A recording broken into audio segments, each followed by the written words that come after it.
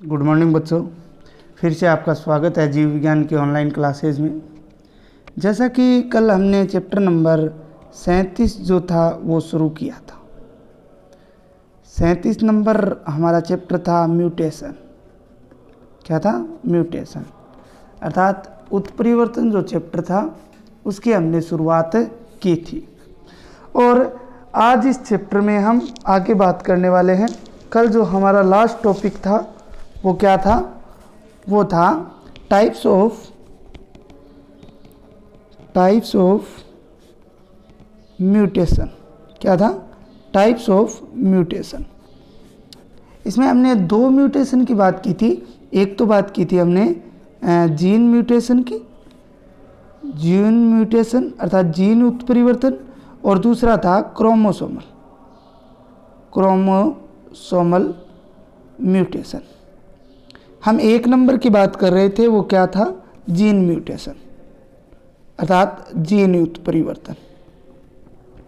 ठीक है, gene mutation की हम लोग बात कर रहे थे, जिसमें मैंने बताया था कि आनुवांशिक पदार्थ जो डीएनए है, उस डीएनए में उपस्थित जो क्षार, नाइट्रोजनी क्षार होती हैं, क्या होती हैं? नाइट्रोजनी क्षार जो होती हैं, प्यूरिन है, प्रिमिडीन है, उनके क्रम में अगर कोई परिवर्तन होता है या बदलाव होता है तो उसे जीन उत्परिवर्तन कहा जाता है। इसके साथ ही एक शब्द हमने लिया था पॉइंट म्यूटेशन अर्थात बिंदु उत्परिवर्तन। क्या शब्द यूज किया था? बिंदु उत्परिवर्तन शब्द हमने यूज किया था कि जो जीन गुणसूत्रों पर विशिष्ट जो विस्थल पाए जाते हैं, यदि इनका अगर स्थान बदल जाता है तो उसे क्या कहा जाता है? बिंदु उत्परिवर्तन कहा जाता है। डीएनए में उपस्थित न्यूक्लियोटाइडों में नाइट्रोजन क्षार पाए जाते हैं। आपको पता ही है डीएनए की जो स्ट्रक्चर होती है, क्या होती है? संरचना जो होती है, कक्षा 11 के अंदर मैंने आपको पढ़ाई थी। मान लीजिए ये डीएनए की संरचना है।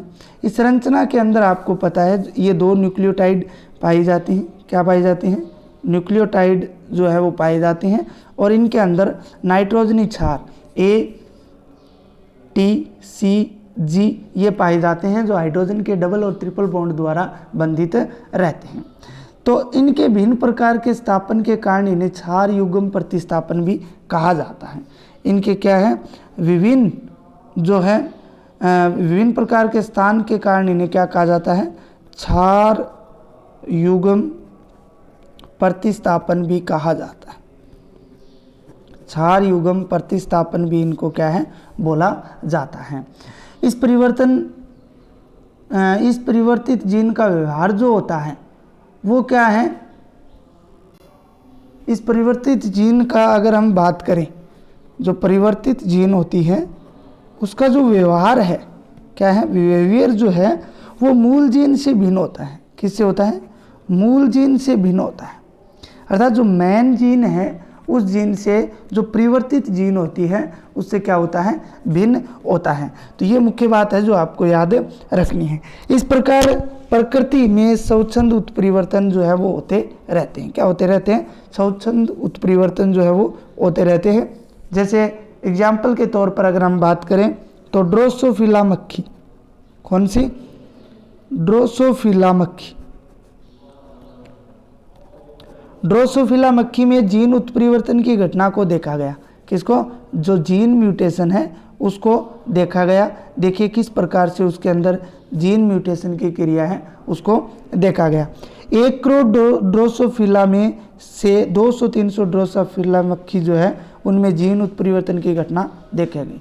1 करोड़ ड्रोसोफिला में से लगभग 200-300 में ये परिवर्तन देखे गए। कौन से परिवर्तन?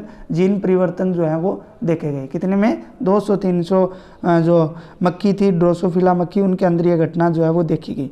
इन उत्परिवर्तित मक्खियों की संतानों में कुछ लक्षण जैसे आँख का रंग, ठीक है ना, कलर ऑफ आई, आँख का रंग।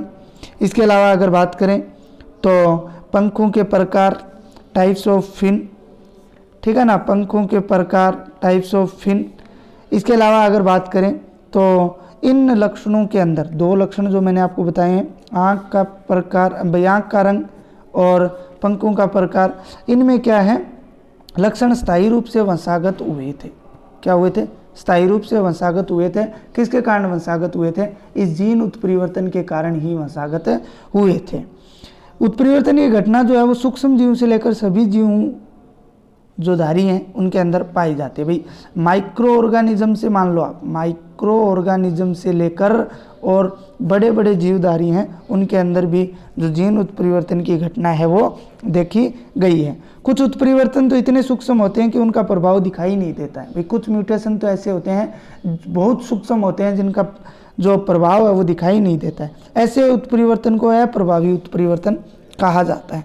क्या कहा जाता है, अप्रभावी उत्परिवर्तन कहा जाता है। ऐसे उत्परिवर्तन को क्या कहा जाता है, अप्रभावी उत्परिवर्तन। मतलब ये बहुत ही सूक्ष्म परिवर्तन होते हैं या उत्परिवर्तन होते हैं जो दिखाई भी नहीं देते हैं, अर्थात इनके लक्षण जो है वो दिखाई भी नहीं देते हैं। क्या कहलाते हैं, अप्रभावी उत्परिवर्तन जो है वो कहलाते हैं। इसके अलावा जबकि जंतुओं में उत्परिवर्तन की घटना जो है वो हानिकारक होती है। पादपों में उत्परिवर्तन की घटना अगर हम माने प्लांट्स के अंदर तो इनमें ये लाभदायक हो सकती है, जबकि एनिमल्स की अगर बात करते हैं तो इनमें तो लाभदायक और इनमें क्या है, हानिकारक होती है। जंतुओं के अंदर हानिकारक और पादपों के अंदर ये क्या होती है, लाभदायक होती है। तो ये था जीन उत्परिवर्तन। अब जीन उत्परिवर्तन के भी विभिन्न प्रकार हैं। जीन उत्परिवर्तन के भी क्या हैं, विभिन्न प्रकार हैं। Types of gene mutation. देखिए पहले हम क्या पढ़ रहे थे, उत्परिवर्तन के प्रकार। दो प्रकार हैं, एक तो है जीन उत्परिवर्तन, एक है क्रोमोसोमल म्यूटेशन। ठीक है, सबसे पहले हम जीन उत्परिवर्तन की बात कर रहे थे। अब जीन उत्परिवर्तन के भी कुछ प्रकार हैं कि किस प्रकार से जीनों का जो क्रम है, जो नाइट्रोजनी क्षार है, उनमें परिवर्तन होता है। इसमें हम सबसे पहले एक नंबर जो है उसकी बात करेंगे, संक्रमण। कौन सा है, संक्रमण। एक नंबर कौन सा है, संक्रमण। देखिए संक्रमण में क्या होता है, जब डीएनए में उपस्थित नाइट्रोजन क्षार में पाई जाने वाली प्यूरिन नाइट्रोजनी क्षार का स्थान किसी दूसरी प्यूरिन नाइट्रोजनी क्षार के द्वारा या प्रिमिडिन नाइट्रोजनी क्षार का स्थान किसी दूसरी प्रिमिडिन नाइट्रोजनी क्षार द्वारा अगर बदल दिया जाता है तो उसे क्या कहा जाता है, संक्रमण।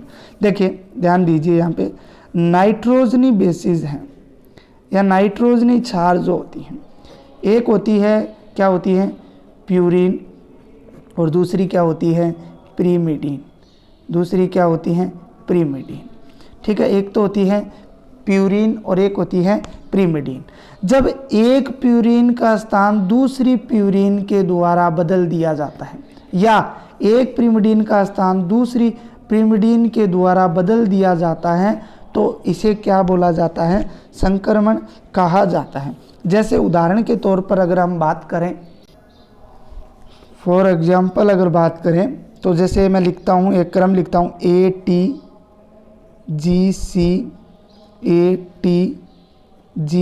ये तो जानते हो, एडेनोसिन, थाइमिन, ग्वानिन, साइटोसिन। ठीक है, ये एक क्रम है।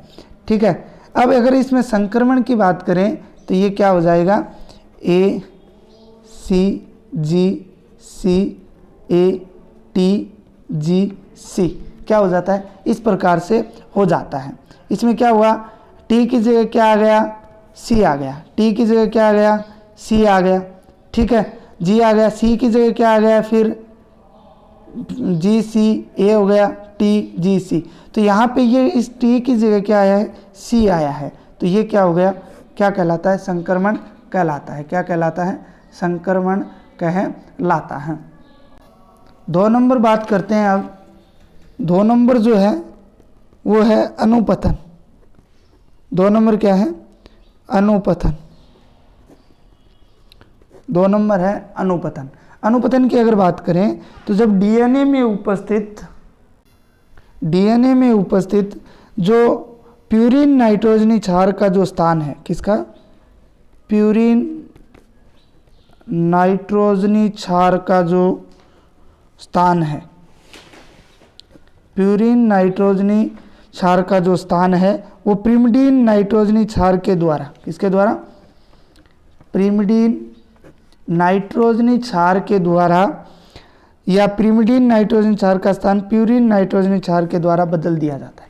यहाँ ऊपर वाले में क्या था, प्यूरिन का प्यूरिन था, प्यूरिन का प्यूरिन और पिरिमिडीन का पिरिमिडीन।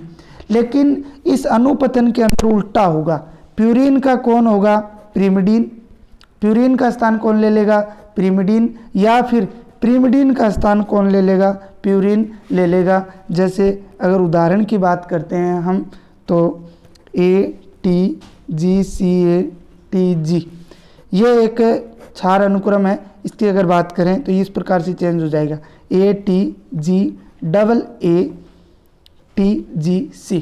देखिए यहाँ पे AT सही है, AT सही है, G और G सही है। अब देखिए C की जगह क्या आ गया, A आ गया, C की जगह क्या आ गया, A। साइटोसिन पिरिमिडीन होता है जबकि एडिनिन क्या होता है, प्यूरिन होता है। तो इस पिरिमिडीन के स्थान पर कौन आ गया, प्यूरिन आ गया।